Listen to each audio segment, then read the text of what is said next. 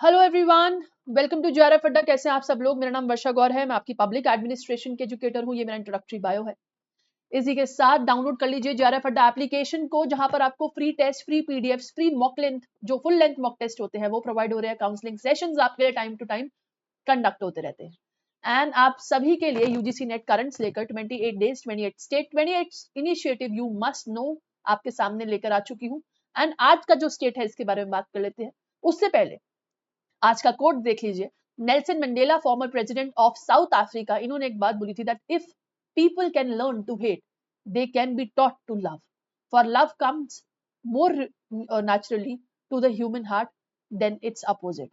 तो यानी कि लोगों को अगर नफरत करना आता है तो उनको प्यार करना भी, सद्भाव करना भी सिखाना चाहिए। और ह्यूमन हार्ट्स यानी कि अगर कहे कि मानव के दिलों में प्यार ज्यादा नेचुरली आता है, जबकि नफरत आने के लिए कोई कारण चाहिए होता है, पर प्यार it's naturally it can evolve in a human heart. बात करते हैं आज के स्टेट की। एंड इसी के साथ आज का हमारा स्टेट है उत्तराखंड। उत्तराखंड उत्तराखंड में हमारा अभी रिसेंटली जो है फर्स्ट स्टेट ऐसा इंडिया का बना है जिसने इंप्लीमेंट करा है यूनिफॉर्म सिविल कोड। अब ये यूसीसी है क्या, इसके बारे में बात करते हैं। देखिए, जनवरी 27 2025 के अंदर उत्तराखंड पहला ऐसा स्टेट बना है जिसने यूसीसी को इंप्लीमेंट कर दिया है।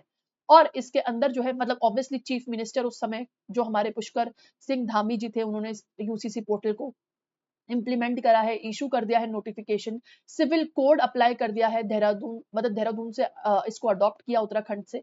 और यूसीसी एम करता है unify personal laws related to marriage, divorce, succession, आपका inheritance, insuring equality for all the citizen excluded from the scheduled tribe. Scheduled tribe को क्यों एक्सक्लूड करा गया है? क्योंकि बेटा शेड्यूल्ड ट्राइब्स के ना अपने कुछ कल्चरल और अपने कुछ जनजातीय एक्सपेक्ट रहते हैं, ठीक है, जिनकी वजह से उनके डिफरेंट लॉ होते हैं। अब वो सेम समान लॉ में नहीं आ सकते, क्योंकि ट्राइब्स जो है ना, ट्राइब्स की अपनी अलग अलग कम्युनिटीज होती है और बहुत सारे ट्राइब्स होते हैं, उनके अलग अलग कल्चरल एक्सपेक्ट होते हैं, उनके अलग अलग मॉरल एक्सपेक्ट होते हैं, उनके भगवान अलग होते हैं, उनके ईश्वर अलग होते हैं, है ना। तो इस तरीके से, हालांकि वो बात अलग है, ठीक है, सबका मालिक एक है, बट अपने सबके सबके एट्रीब्यूट्स अलग अलग होते हैं।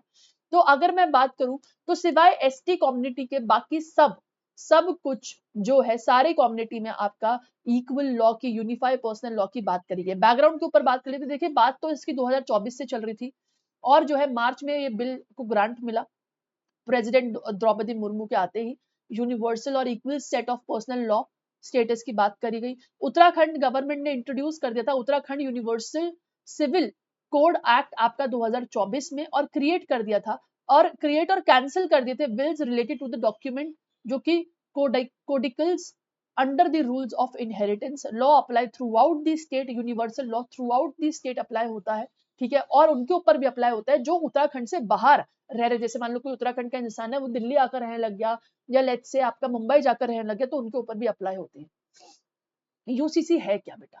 UCC is a proposed framework जो एक सेट ऑफ पर्सनल लॉस की बात करता है, जो कि इक्वली अप्लाई होंगे हर एक सिटीजन के पास। जैसे कि मान लो हिंदू मैरिज लॉ चलता है, मुस्लिम मैरिज लॉ चलता है ना। तो उत्तराखंड एक ऐसा स्टेट बना है जहां पर इक्वल लॉज चलेंगे, इक्वल लॉ चलेंगे regardless of religious belief.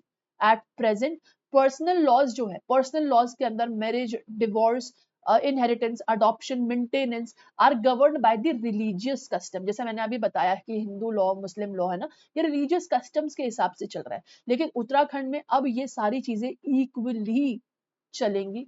Different different communities की भी जो इसके अंदर आ सकती हैं उनको लेकर आए। जैसे कि एसटी को पहले एक्सक्लूड कर दिया क्योंकि वहां पर डिफरेंट लॉज चलते हैं, उनका अपने डिफरेंट नियम कानून रहते हैं, है ना। तो बस आपके उत्तराखंड की बात करें तो रिलीजियस कस्टम वैल्यूज पर अगर देखा जाए तो रिलीजियसली डिफरेंशिएट ना करते हुए पर्सनल सेट्स ऑफ लॉ को equally all of the Uttarakhand एक कोड कंडक्ट प्रोवाइड कर दिया है। अब उत्तराखंड की सरकार के पास जो है यूसीसी नाम का फ्रेमवर्क है। आर्टिकल 44 इंडियन कॉन्स्टिट्यूशन बिल्कुल कहता है कि यूसीसी होना चाहिए अक्रॉस इंडिया, जो कि हमारा डीपीएसपी है, याद रखिएगा, ठीक है। Directive principle of state policy part 4 में हमारे ये बात कही गई, आर्टिकल 36 से लेकर 51 तक। Specially public administration political science वाले स्टूडेंट को पता होना चाहिए। DPSP enforceable, not legally enforceable by the court. Court ने इसको लीगली एनफोर्स करने की बात नहीं करी है अंडर आर्टिकल 37।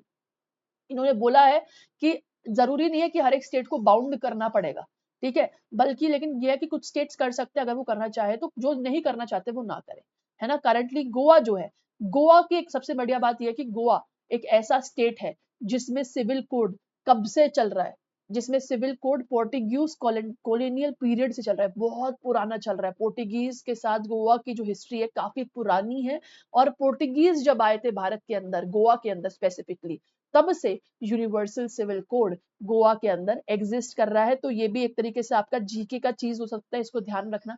ऐसे ही और इंटरेस्टिंग सेशंस आपके लिए लेकर आती रहूंगी। अगर आप public administration premium course join करना चाहते हैं, बिल्कुल जुड़ सकते हैं मेरे साथ paper 1 plus paper 2 public administration के लिए as well as. Thank you so much for watching. हमारी पब्लिक एडमिनिस्ट्रेशन के फ्री सेशंस आपके लिए 8 बजे कंडक्ट होते हैं जेआरएफ अड्डा नॉर्मल यूट्यूब चैनल पर, आप इसको भी देख सकते हैं। Till then bye bye, take care, thank you so much for watching, all the best.